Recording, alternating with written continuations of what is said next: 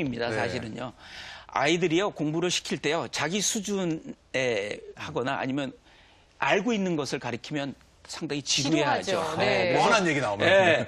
그렇지만 너 또 너무 높은 단계, 뭐 10단계 높은 단계를 하면 아이들 좌절하죠. 하기 그거는 싫어지죠. 네. 그거는 선행학습이나 조기교육을 싫어하는 이유가 사실 그런 거 아닙니까? 그렇지만 자기 수준보다 1단계, 2단계 높은 단계를 과제를 제시하면 어떻겠습니까? 아이가 도전의식이 생기는 거죠. 그렇죠. 그리고 의욕이 생기게 됩니다. 그래서 사실은 적당한 스트레스가 좋다는 거죠. 여기 도표를 보시면 네. 스트레스가 약할 경우에는 보면은 학습 성취도 오히려 높아집니다.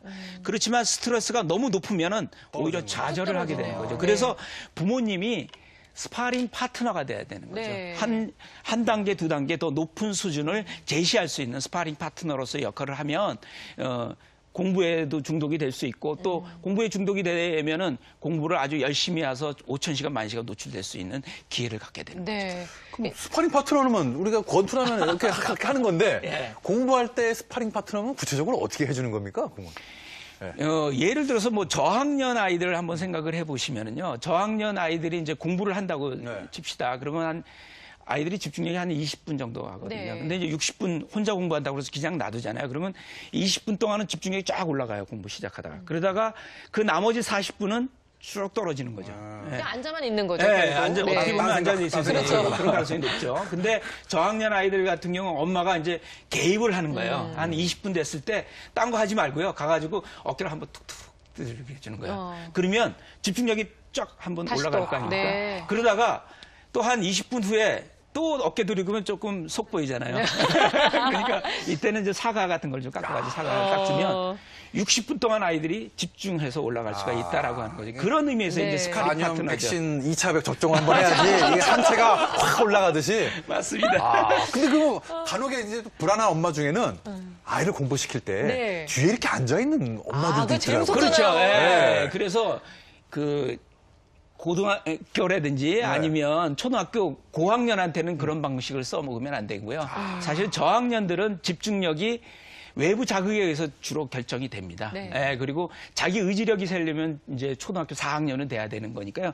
그 이전 단계에서는 부모님이 모르게 그런 식의 개입을 하면 오히려 집중력이 높아질 수 있다는 네. 거죠. 긴장을 하면 오히려 집중력이 높아지는 이유가 바로 그렇습니다. 적당한 긴장을 하면 요새 그 가수들 경연대회 보면 처음 나가면 항상 1등 하잖아요. 그렇죠? 네, 그러니까 신경 쓰고 자기가 잘하는 거죠. 좋아하는 좀 거 된다 싶으면 한다 그러면 항상 꼴등을 해요. 자기 노래. 그게 바로입니다. 적당한 긴장은 오히려 집중력하고 기억력을 높여서 성취도를 높인다는 거죠. 네. 아니 지금 선생님 말씀 계속 듣다 보니까 예전에 우리 학습 컨설턴트 민성원 선생님 나오셔서 하실 때마다 I+1을 항상 하라고 그랬거든요. 내 아이의 능력보다 한 단계 높은 것을 늘 항상 가르쳐라. 중요합니다. 이게 바로 이제 도파민의 효과하고도 좀 연결이 된다는 연관이 생각이 좀 되는 거죠. 들고요. 근데 사실은 아이들이 아까 화면에서도 봤지만 좋아서 저렇게 잘하는 건 너무 좋아요. 부모님들도 별로 개입하지 않아도 돼서 너무 좋기는 한데 그래도 여기에서 부모님들이 해야 될 역할은 좀 있을 것 같아요. 뭐 그렇죠. 칭찬이라든지 뭐 그렇죠. 보상이라든지. 칭찬이나 격려는 상당히 중요하고요. 네. 도파민 학습법에 있어서도 칭찬은 상당히 중요합니다. 여기 보시면 뇌 그림이네요. 예, 선생님? 뇌 그림인데 여기 배촉피계 영역이라고 그래서 아이가 이제 즐거운 거나 이런 이제 혹은 자기가 새로운 것을 갖다 이제 자극을 받잖아요. 네. 그러면 그게 측자액으로 갑니다. 근데 측자액에서는 어떤 보상을 받아야 돼요. 예를 들어서 이걸 하니까 기분이 좋다. 아니면 이걸 했더니 부모님이 뭘 상을 주더라. 네. 뭐 그러면 측자액이 만족이 되거든요. 그러면 이것이 앞이마염으로 올라가게 되는 거죠. 앞이마염으로 올라가게 되면 아이들이 반복을 하게 되는 그 의미가 있거든요. 그런 의미에서는 도파민의 학습법에 있어서의 그 칭찬은 중요합니다.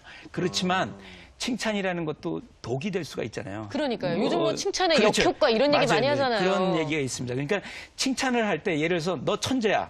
너 머리가 좋아 식의 칭찬은 별로 좋지가 않다는 너 거죠. 진짜 똑똑한 것 같아. 네. 이렇게 이런 건 안 그건 좋다는 안 된다는 거죠. 말씀이죠. 제가 알고 있는 이제 음악 영재가 한 분이 있었는데 그 아이는 이제 어땠냐면 그 음악을 들었잖아요. 그러면 그것을 바로 피아노로 칠 수 있을 능력도 갖고 있고요. 또 음악을 들으면 춤을 아주 잘 춰요. 근데 이제 부모님이 어떤 칭찬을 했냐면 너 음악 천재야. 음악 영재야. 칭찬을 했어요. 그랬더니 이 아이가 말하자면 자기가 잘하는 거를 하면 천재가 되는 거고요.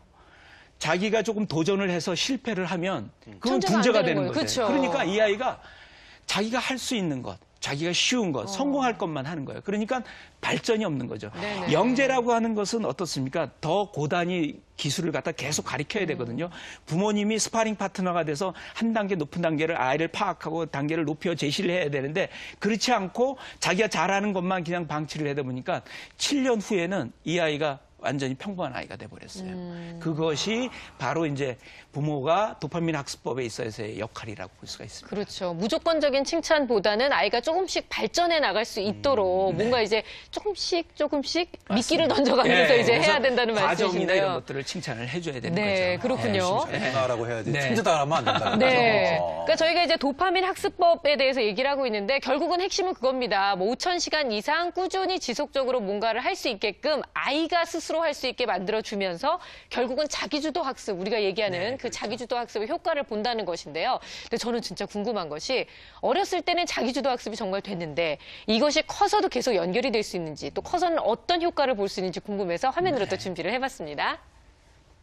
자기주도 학습이 사교육보다 수능 점수 향상에 미치는 효과가 크다는